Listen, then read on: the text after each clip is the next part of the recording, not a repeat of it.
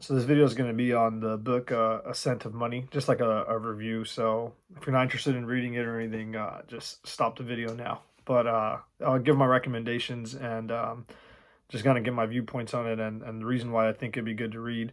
It's just a really interesting read. So it's the names in the book. It's the Ascent of Money. It's the start of money. So essentially, the author he talks all the way back from like the 16th century about kind of like what money is. What is money really? And where it started from them to where it is now to where we got to stocks, bonds, options, and the whole shebang.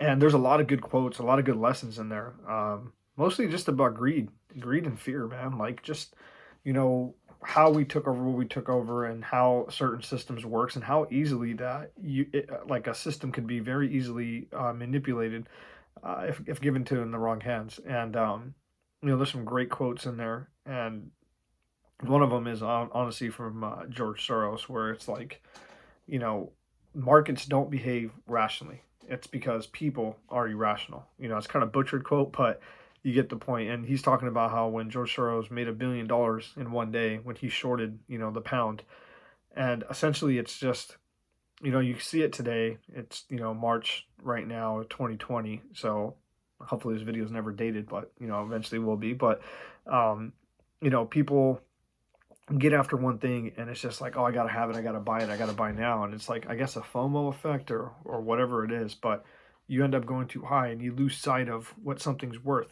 and you let emotions take over. And the book goes on to say that capital, in a sense, money in a sense, the reason why capitalism works, it's not because it's not because someone's rich and evil and put a gun to someone's head and stole all their money. It works because money flowed that way. Whatever you decided to spend subconsciously is giving you the most benefit to that society. That's why that person is producing it. And therefore, that money is going to go back to that person. If you buy a rental property and you fix it and you maintain it, people are going to continue to rent it from you at a fair price, obviously, right? So that money is going to come back to you. It's a service that you're providing and also technically a product that you're providing. And if you look at it, we go back and I recommended you know, the other book by having my bio forgot, but basically is like the mystery of capital. Sorry, and it just shows like how to unlock capital from a house and from assets and grow it.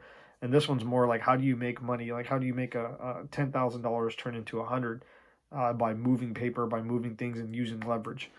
And those quotes just about people behaving irrationally, you see it over and over and over and over. And this is not, I'm not even talking about like the Great Depression and the financial recession. Even right now, you see it all the way back from like the 1600s, kings, queens, monarchs.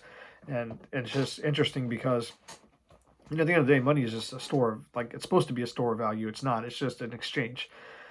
So you got to use money to get what you need. I don't look at money as anything more than me buying back my time. That's how I view money. I'm trying to make money. I'm trying to build real estate. I'm trying to make money now so I can buy back my time. If you go to Starbucks and you buy a $5 coffee and you're making $10 an hour, you're saying that Starbucks coffee is worth 30 minutes of your life. The more money you have, the more time you can buy back. If you're taking a family vacation and you guys are going to Europe, like I live in California, so from California to Europe, it's going to take you 16, 17 hours. If you got really like a lot of money, you could cut that trip to 9 hours because you get your own jet and you go when you want. So for me, money isn't about anything. It's not a value. I'm never going to hold it in the bank or anything. I'm just buying assets with it because assets are the true value, right? Whether it's a share in a company because you own a piece of that company, private companies, storage units, mobile homes, whatever it is, to be able to accumulate that wealth. And this book kind of talks about that. It talks more about, kind of like how we made the bond market and where it kind of started from and how that plays into it and kind of like options and just all these financial engineering methods. And who knows in the future what different ways we're going to have to financially engineer cash. But at the end of the day, cash will always go to what's productive.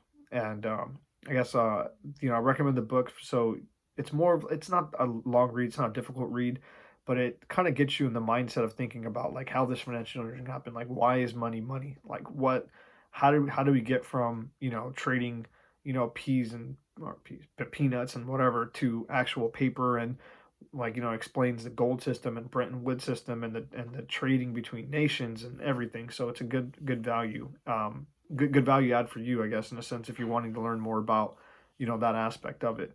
But the book overall, it's I was recommended to me by my professor, and I gave it a read, and I'm thankful for it. But yeah, that's basically the moral. I know I'm kind of just talking on about it, but that's basically the gist of it. Is you know capital like is going to go to what's more efficient. That was the name of the game, and it's if you have debt, you got to use it to productive stuff. If you don't use it to productive stuff, you're going to get yourself hurt. If you borrow $100,000 and go buy go to vacation and go buy bottle service and all that, you're going to be hurting. If you take that and you put it into something that works, you're going to be great. And no, capitalism is not evil. You're probably watching this on an iPhone, which I'm making it, on there. And yeah, Apple's made over $1 trillion, but if I'm able to grow this, and I'm able to make an app and I'm able to make stuff off my phone and use that phone to make money, yeah, I paid $1 grand for the phone, but how much more money am I going to make myself because of me using this product and me using this service, right? So it's, like I said, it sheds a light. If you guys have a chance to check it out, check it out. And hopefully, I would love to hear your guys' feedback. Come back here and, slap some comments on it. Hey, what did you think about this or that? It'd be great to have a conversation about it. But, hope you enjoyed the video.